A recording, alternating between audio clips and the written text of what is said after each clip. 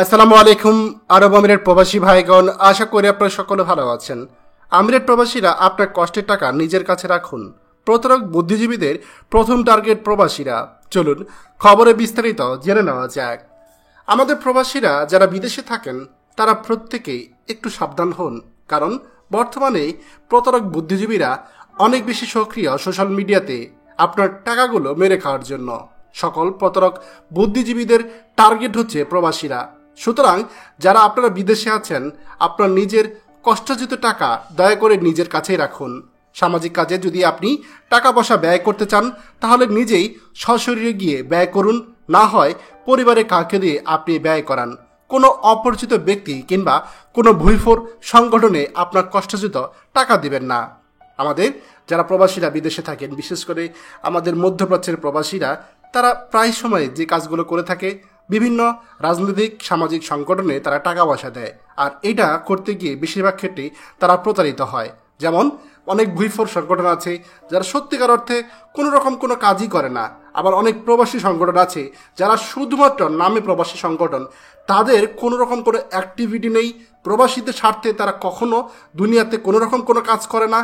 প্রতি 1 বছর 2 বছর অন্তর অন্তর তারা বিভিন্ন ফাংশন করে এবং সেই ফাংশনের জন্য তারা প্রবাসীদের কাছ থেকে মোটা অঙ্কের চাঁদা নিয়ে থাকে। এছাড়া সেখানেও কথা আছে, এই প্রবাসী সংগঠনে আপনি যদি যোগ দিতে চান আপনাকে পদ দেওয়া হবে। এই পদের জন্য আপনাকে প্রতি মাসে মাসে চাঁদা দিতে হবে।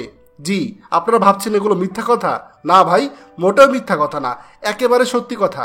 এই সংগঠনগুলোকে আপনাকে সাধারণ সম্পাদক, স্থায়ী সংগঠক, আপনাকে সভাপতি, আপনি স্থায়ী সদস্য, এই রকম বিভিন্ন পদ দিবে এবং এই পদের বিনিময়ে আপনাকে টাকা দিতে হবে। এবার ভাই আপনারাই বলুন, যারা বিদেশে থাকেন, যারা বিদেশে কাজ করতে গিয়েছেন, তাদের এই সংগঠনগুলোতে যুক্ত হওয়ার কী দরকার?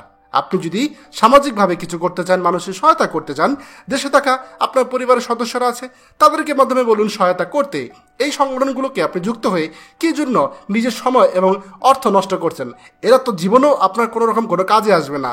এমন তো না যে তারা প্রবাসী সংগঠন, তারা সরকারের কাছ থেকে আপনার দাবি উত্থাপন করে আপনাকে কোনো সমাধান দিচ্ছে, আপনাকে কোনো সেবা দিচ্ছে, কিছুই দিচ্ছে না। তাই দয়া করে এদের কাছে টাকা পয়সা দেওয়া থেকে বিরত থাকুন।